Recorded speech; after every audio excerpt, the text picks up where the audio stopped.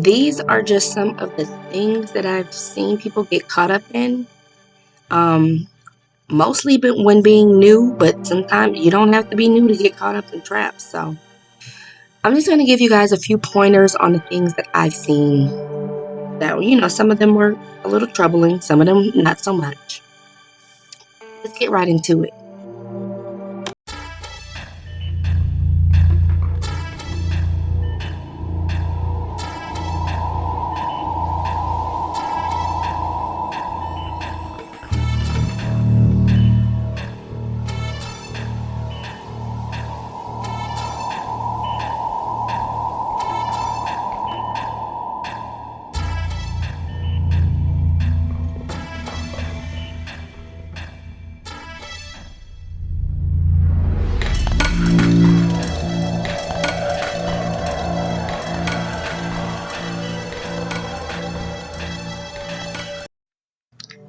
Welcome to Exquisite Mystic, where I am talking to you guys about all things spiritual, the good, the bad, and what we're going to talk about today are some tips or things to look out for or focus on whenever you're new to spirituality. You just yeeted yourself up out of a strict religion and you're trying to find yourself. Maybe you have friends who are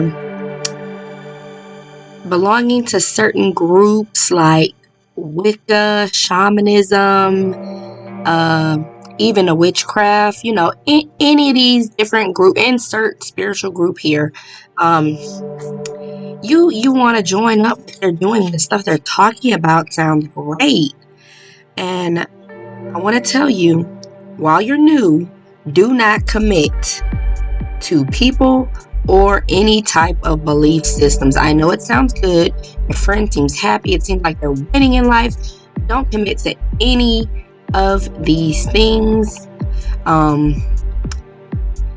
It's just so much out there, and you might resonate better with something. I feel like you should be observing those first 3 to 6 months, sometimes 6 months to a year. It just depends on how immersed you are within the spiritual community and how good you are at taking and processing information, how much you're learning, how many different sources you're pulling from.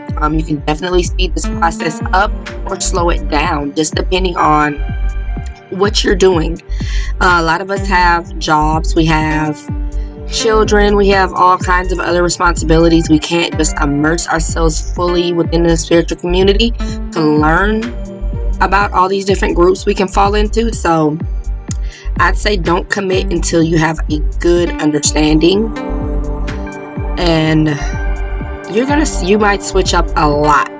If you start committing yourself right at the beginning, as soon as you get out of a religion, you're tying yourself down to some new belief system, you might end up switching a lot, or you might fall into the next trap that I'm going to talk about a little bit later.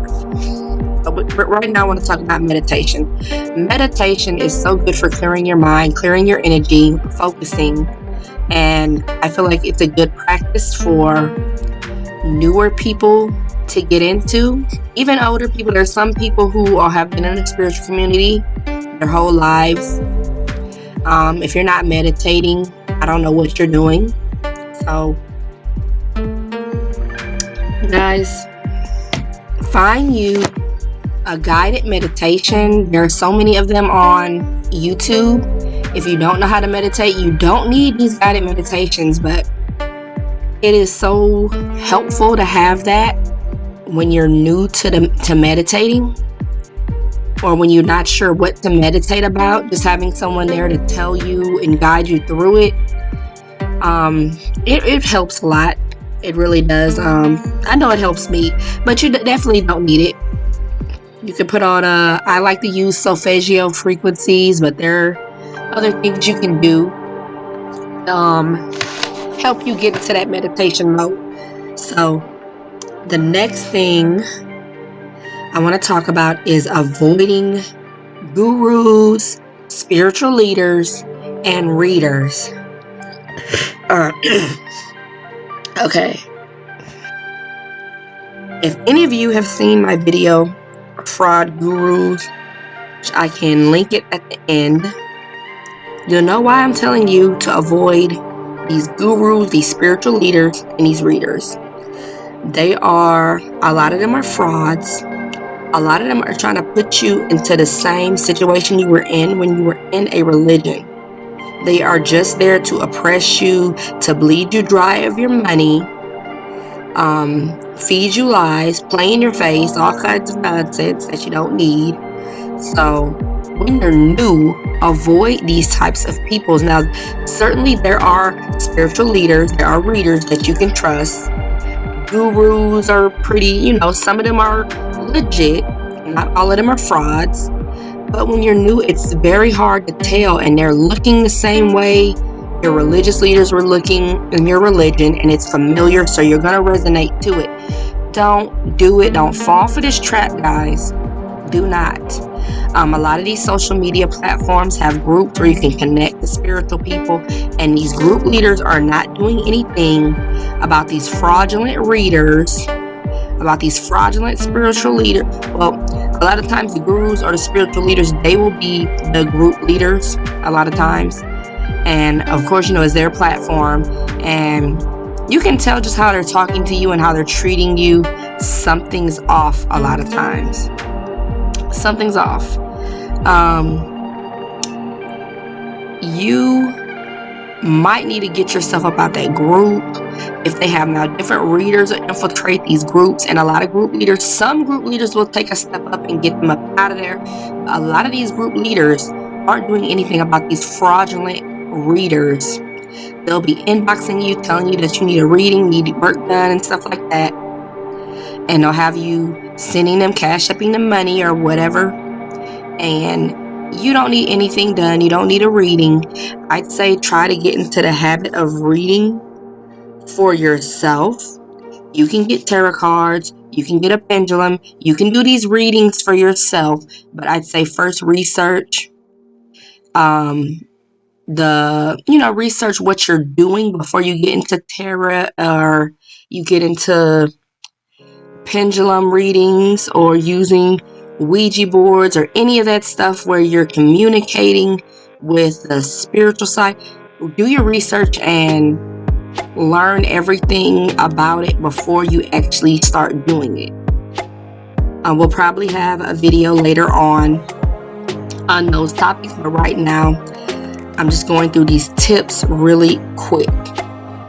So we talked about avoiding the gurus and the spiritual leaders. And like I said, I have a video in depth on this. There are documentaries where you can see how people got sucked into these cults, thinking they were escaping an oppressive religion, and they were just getting oppressed within this cult because these spiritual leaders, these gurus, were taking advantage of them. Like I said, a lot of these readers, they'll be reading you and they don't have their ish together at all, in no way, shape, or form. And they're just not people you should be trusting to tell you what to do with your life. Same thing with the gurus and the spiritual leaders. Some of them are drug addicts, gambling addicts, and stuff like that. And they're just telling you whatever they can tell you to get the money so they can go back to their fix. That's another topic for another day. When you're new, try to avoid these types of people. Do your research on all these different topics and all these different sects that fall within spirituality. Do your research, do your due diligence, and use your common sense. And we're going to talk about protection. Now, protection is so important. If you are on social media, some of you are, some of you might not be. You might be like me and you're not on that social media. So you're going to see people arguing and they're going to be threatening to do witchcraft towards each other. Sometimes for nothing at all. Just, you could be literally doing nothing and people will be like, well, we're going to put your name in a jar just for being yourself because they're upset. And you need to get some type of protection on you because sometimes these hexes are working, sometimes they don't. A lot of this stuff falls within the realm of your belief. There's such a thing as consent and implied consent that is at work here. The consent is implied if, let's say, you are one of these people that's throwing people's names in a jar saying you're going to curse them, okay? Well, it's implied that you're consenting to people doing that same thing to you. Anything you partake in, anything that you support, it's like implied that you are consenting to everything that goes with that. So, and of course, consent is when you consent to stuff happening to you, and a lot of you do. A lot of you will see people doing this and you'll be like, oh, I'm cursed, and you don't need any type of tools. You just need to build a strong belief system. It's kind of hard to break down into words about how you can mentally, spiritually protect yourself. I'll definitely have to dive deeper into this in a later video. But let's talk about some of the tools, which are, the tools are easier to talk about than the actual mental part of it. So I'm going to talk about that right now. And something you can do with no tools at all, this is actually just a ritual, is the LBRP, Lesser Banishing Ritual of the Pentagram. And so you can do this at home. There are tutorials on YouTube. You can find, not just on YouTube, all over the internet. You can find tutorials. They'll have written instructions and videos on YouTube showing you how to do this. You can do this ritual with no tools at all, and it will clear your space, your home, and yourself. Something that a lot of us do, we do smudging. Smudging is when you're burning something, and it's incense or a type of herb such as sage or Palo Santo, which is wood. That's one of my favorites to use, is Palo Santo. So you guys can smudge your home, go to every room, every closet, every bathroom, and let that smoke enter, and it will clear. And you can clear yourself by just waving the smoke over yourself. So that is something you can use. Florida water. I actually have Florida water soap. So you can get the Florida water and just sprinkle it around your home. You can get the soap and wash yourself, or just wash your hands, however you want to use it, and that will clear up your space. Alright guys, so I want to stop briefly and just say you do not need these specific tools for protection. Just find you some method of protection. These are just tips of what to go to, but most of these are just, they're cleansing that I just mentioned. LBRP, smudging, Florida water, they are cleansing methods. It's good to do a cleanse when you're entering a new space. Like I cleansed my whole house when I first moved into it. But a lot of times you need something to prevent that. And like I said, that's mostly a mental process.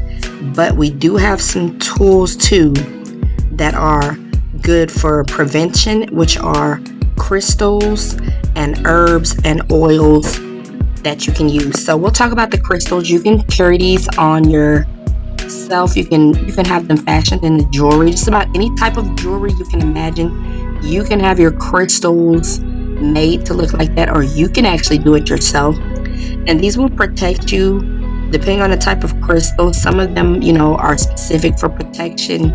You can use any of them for protection, but there are just some that are better at the job, so to say. Specifically for spiritual attacks and stuff like that. A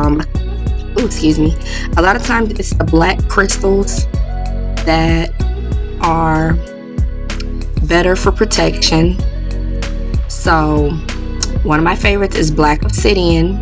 I think I've said that in a video before. And you have jet, you have black tourmaline, snowflake obsidian. There are tons of obsidian. I have them all, guys. Those are just some good ones. Clear quartz, it's always cleansing. Just having that on your person, you can make sure things aren't sticking to you, because sometimes we go out in the world and these people, they have their demons or they have their entities that they take with them, and they'll jump from person to person. So that is something you can do and have on your person. There are orgone crystals that you can wear if they're small enough. I guess, you can wear a big one if you don't care about it being heavy or people seeing it. So those orgone crystals are constantly cleansing you and repelling negativity. Another thing you can do, you can set your crystals up into a crystal grid. Crystal grids, they use sacred geometry and crystals to hold an intention, and you can have the intention of protection around your home, or just anything, protection of yourself. And these will constantly protect you from negative things. You can set up your actual whole home in a grid if you just, place these crystals around your house in a sacred geometry formation. And you have to have, your master crystal in the middle. You can set up your whole home in a grid if you want to. So that's just something to think about. There are videos on setting up these grids, and I will have to make one at a later time to go more in depth on that. Now let's go to the herbs and the oils. You can anoint yourself. You can make little pouches with certain oils to repel things and keep them from being stuck to you. And there are certain ingredients you can use that are specific for protection, specific for repelling negative entities. You can even use these things for cleansing. And you can put this stuff in your pocket before you go to work, or in your backpack, in your purse, in your wallet, just depending on the type of method you use. A lot of people will set them up in jars to have around the home. I've seen one particular ritual where you put like a jar in the four corners of your home, and kind of like the crystal grid, it sets up like a little realm of protection for you. So there are different things you can do. These aren't the only things that you can do, guys. There are other methods. I'm just going through some really quick, really easy things to explain so that you can get started on your protection. But don't be afraid to explore more ways. There's nothing wrong. There's more ways. There's more than one way to skin a cat. So go ahead and explore. This is why I said you should be researching. These ways might not resonate with you, but you might find something on YouTube that you resonate with. So I say go for it. Find something. Learn something new. And we're going to talk about the next thing on my list, which is manifesting. Manifesting is extremely important. I feel like being new, you should know this, because it's something that we all need. We all have goals we want to attain. We all have dreams. We all have things that need to be done. We all need money to exist within this realm. That is just one of the criteria for existing in this realm, having money to pay for goods and services. So being able to manifest that is something I feel like as a newcomer, you shouldn't wait 6 months to a year to learn how to do this. This is something you should do now, and you are already doing it now. You're just not doing it intentionally. So with that being said, one of my favorite manifestation tools is a vision board. It's simple, it's cheap to make. You can actually just draw this out. I do go on the internet and I get pictures to use. I decorate it. I make it as shiny and as flashy as I can. I get special markers that are metallic to write on it. I go all out because that's just what inspires me. You don't have to do all that. You do not have to do all that. The most important thing is to put it somewhere where you're going to see it every day. And what else? Don't be afraid to go big on it. Don't be afraid to go big. Don't be afraid to limit yourself on the goals you're putting on there. I try to put between 7 to 10 goals on there. Let's see, how many goals do I have on here now? It's actually right in front of me. It's behind my desk, so every time I'm at my laptop, I see it, and I have like 1, 2, 3, 4, 5, 6, 7, 8, 9, 10, 11. It looks like it's about 15 goals on there. So I have 15 goals on there right now. A lot of them are health goals. I put health goals. I put money goals, travel goals, education goals, career goals. So just any aspect of your life that you feel you need work. It doesn't hurt to have a picture or draw a picture to represent what you want to have in the future. So I say go for it, guys. Go for it. Don't limit yourself. Put these pictures up, and I always do mine around New Year's, which my birthday is in January. So some of you might want to do it for your birthday as your New Year. Some of you might want to do it for New Year's. See, for me, because my birthday's in January, I'm hitting both of those. So there's no right or wrong way. You can do one today, even if it's not your birthday, it's not New Year's. You can do it today. It doesn't matter. This is a powerful manifestation tool. Just about everything I put on here, I accomplish it within the year. Or if I don't accomplish it that year, it's going to be that next year. And it's just so powerful, just having to see that.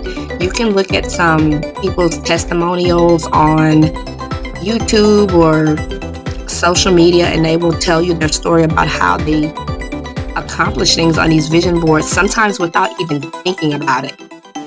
So that's just something I want you to keep in mind. Another thing for manifesting is journaling. I started doing this so many years ago, guys. I can't even remember how many years. Probably about 5 years ago or 6 years ago. I started writing my goals down every single day. And that brought manifestation into my life very quickly, guys. So I'd say write your goals down daily. You can go get a composition notebook or just a little journal. I got like a little pocket journal. It literally fit in my pocket. That was the first journal I bought. And on the left hand side of the page, I would write down my to-do list for the day. And on the right hand side of the page, I would write down my goals, 5 to 10 year goals.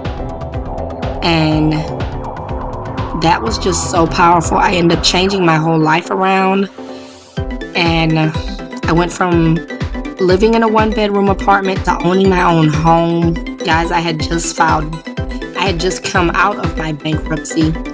I had to rebuild my credit, and I tell you, just writing those goals down every day, it changed so much for me. Things just started manifesting very quickly. And I say it's something that anyone can do, not just people who are into spirituality. But I think mostly us in spirituality, we recognize what we're doing. We're invoking the law of attraction. We're changing our vibrations, and our focus is being directed towards our future that we want to have. So we're attracting that. So definitely get you a journal. I have journals designed that I made myself. You don't have to buy them. I just told you basically what the main thing was that was in them, which is the tasks and the goals. And always make sure that your tasks, you want to put your stuff that you're doing every day on there, but make sure you put something that will take you a step closer to those goals on that everyday task list. A baby step. If your goal is to be a writer, okay, put write as a thing that you're doing every day. Write one page or write one paragraph, whatever it is. It doesn't have to be a set amount, but you want to be taking those baby steps every day towards those goals. So that's basically what's in the journal. There are other pages, and there's a section for gratitude journaling, but like I said, you can do this yourself. You can get you a notebook from the dollar store. But if you're like me, I wanted something that was already set up. That's the main reason why I designed it. Just setting up my journal day by day, month by month, it was tiring. I did it for years. So I went through the process of creating a journal. They are good for 1 month, and you can get your own on Amazon. I'll link it in the description for those of you who are interested, and you can start your process as soon as it gets there. It's pretty self-explanatory what each page is for. There's a section for budgeting, so it's like every section is self-explanatory, and the day by day you'll see the tasks, you'll see the gratitude journaling, you'll see the goals. All of that is set up for you already. So with that being said, that brings me to the last thing I wanted to talk about today, and that is your grimoires. You should have a grimoire. I want to design one of these guys so bad if I just ever find the time. A lot of you come from my page, Exquisite Nation, so you know I'm doing daily videos there, as well as videos for this page, this channel, and I have my blog. So the blog will be linked in the description, and you can check that out. But just having all that going on, I haven't had time to design a grimoire. And this is so important. Like, this is another thing that can be a regular notebook, but I wouldn't use a regular notebook for a grimoire.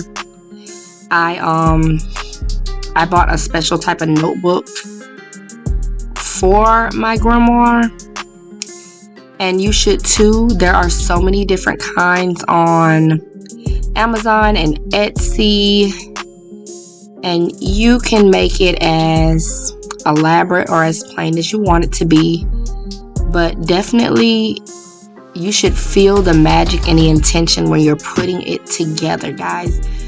The style will come to you. Some people like theirs typed up and they're using a binder. Some people want one that's bound. There's no right or wrong way to go about it. I wouldn't use like just a plain composition notebook for that. But like I said, there's no right or wrong way to go about it. Do what you have to do for your grimoire, but you should keep one. A lot of times we do these rituals. We need to remember each and every step that we do and what's working, what's not working, what happened after this ritual, what happened after that ritual. So go through and write down everything you're doing. You should be performing. Well, let me bag it up. I'm assuming that you're going to be doing magic, and some of you may not. That may not be a part of your spiritual journey. So it does not have to be a part of your spiritual journey, but if it is a part of your spiritual journey to do magic and do these rituals, get a grimoire. Didn't mean to assume, guys. Didn't mean to assume. I spent a lot of time in the spiritual community, and a lot of it involved spells and rituals. So that's just something I just jumped ahead thinking that would be a next step, and it's not a next step for everybody. With that being said, those of you who are into magic, you should be doing magic every day. You need to be performing rituals every day, magic every day. Write down these spells. You should come up with some yourself and just keep a record of everything magical that you're doing. I do recommend you record your dreams as well, because those are messages. Sometimes they're rituals in your dreams, and as you start recording them every day, I would record them I record them in my journals, but as someone new, you might want to put them in your grimoire. Just have a section for dreams and a section for magic. I would do that definitely. So go through, guys. You'll see what resonates with you within this community. You should be researching every day, like I said before, and recording things. You'll find spells, you'll find protection items and pieces and different recipes that resonate with you. There's no right or wrong way. A lot of this stuff is it just depends on where you are. If you get into numerology, you'll see that we all have life path numbers. We all have purposes for this life that we're in right now. And it's going to vary depending on what you did in your past life or what you came to this realm and manifested for. So a lot of this stuff just varies. Don't get caught up in what your friends are doing or what I might be doing, because it just might not apply to you. You didn't come here to have the same experience as me or the same experience as your best friend. You came here for whatever reason you came here for. You have to learn whatever lesson you came here to learn, and you can't get caught up in what everyone else is doing. That is another trap. So find your path. A lot of times it'll come to you in meditation. That's why I say meditate. When you get real quiet and spend time with yourself, with your own soul or oversoul, you'll start getting things. You'll get message, and you get a lot of them in your dreams as well. So just sit down and have a think about this. Do your research, and you'll see what fits into your life and what doesn't. And I will see you guys on the next video. Please like, comment, subscribe, and share. Bye.